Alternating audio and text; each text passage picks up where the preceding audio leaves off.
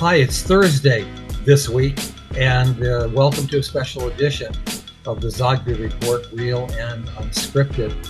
We've got a very serious show today. They're all serious. This one in particular.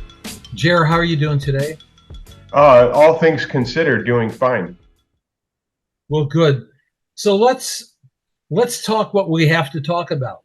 War in the Middle East, and a devastating war in the Middle East. And unlike so much of the conversation that we're hearing, I don't think our job is to assess blame.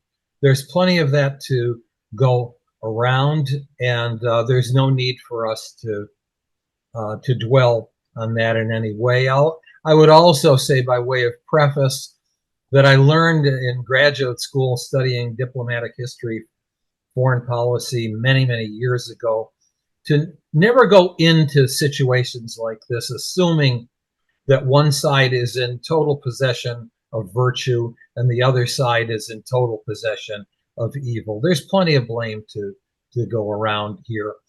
What's happening, however, is murder, pure and simple, on both sides, whether it's by bombs or by knives and AR-15s. And so what I would like to do is ask the impact question. And that is, this shows no sign of abating. We see that Israel has 360,000 troops on the border with Gaza, and is preparing for imminent invasion of Gaza with the goal to root out, to eviscerate Hamas. Meanwhile, Hamas continues sending rockets into Israel. The death counts on both sides climb. How close are we getting to a regional war here? I can start us off if you'd like, unless you want to jump right in. Whatever works for you. Okay, let me just suggest some things. Sad to say, I think we are very close to the point of imminence of a regional breakout of war. Obviously, in that situation, it doesn't take much.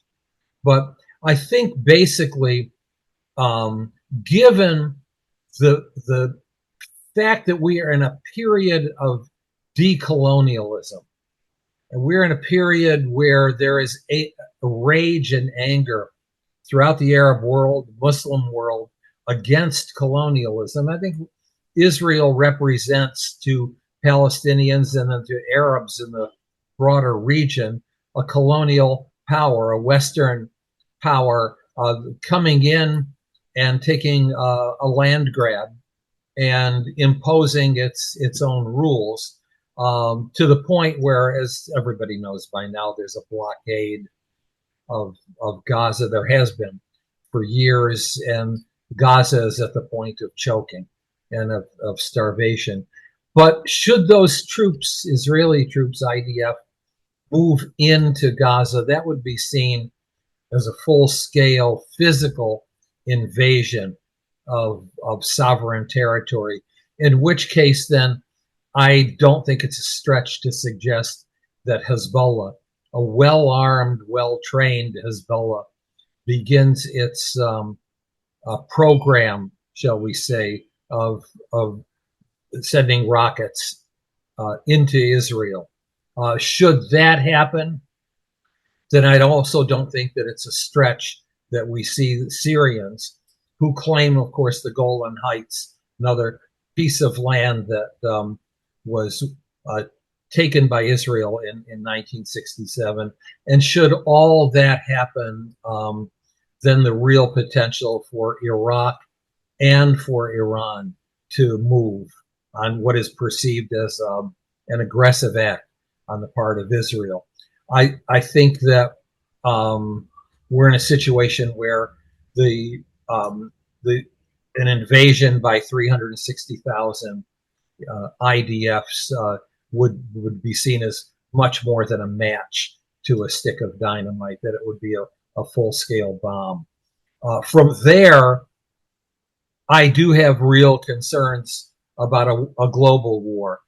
But for now, what do you think of that scenario that I've just laid out? Do you think that's realistic? Do you think that could be halted? Do you think that diplomacy in some way can put an end to this? Well, it has to, because I've been saying this over and over, and this is my message, that the battling, there was an immediate dominant narrative, and it very much after the invasion, and it very much resembled the immediate narrative after 9/11, which I many of us vividly remember. And it was almost like, well, there was flat out comparisons to 9/11, but it was that uh, ethos of never forget and vengeance. Now is the time for vengeance, and specifically in this case, support Israel and their right to exist and their security at all cost. And that's the key right there, is that at all cost. And unfortunately, the opposing narrative, which I don't subscribe to, was also the equal and opposite reaction, and the notion of Palestinian victimhood and a history. And I just want to throw this out there. If you take the long view, what's fascinating about these two Semitic peoples, Arabs and Israelis, is that there is a history of both empire and also of large-scale victimhood. Jews and Arabs have been under subjugation. Jews and Arabs have faced terrible things. But now, getting back to the dominant narrative being support Israel at all cost, the opposing narrative is something that I don't align with, which is in favor of Palestinians and their statehood and their struggle. I'm focusing on what you're talking about, which is a large-scale global war spiraling out of control. And so, if I were to do a poll among global citizenry or American citizens, I would ask, which of the following statements comes closer to your view?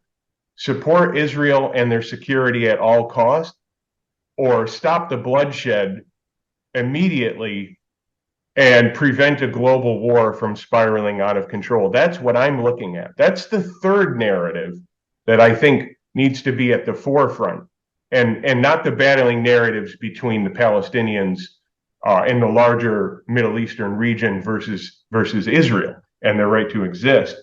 Because I can imagine a scenario. Actually, I don't really want to. I haven't allowed myself to. But if the Strait of Hormuz closes, because in Israel's advance into the Gaza and routing out Hamas, then brings in Hezbollah, and then which inevitably brings in Iran, and then you have a showdown between Israel and Iran, and that's guaranteed a scenario where the Strait of Hormuz shuts down.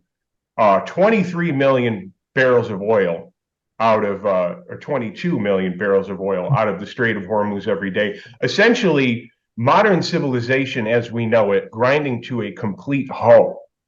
And I don't know what that really looks like, but I definitely am under the sentiment or opinion that I don't want to know what that looks like, because what I fear what that looks like is, go watch the movie Mad Max, a dystopian future where a band of marauders all over the world are literally scouring the earth, fighting over a gallon of gas and other resources to survive.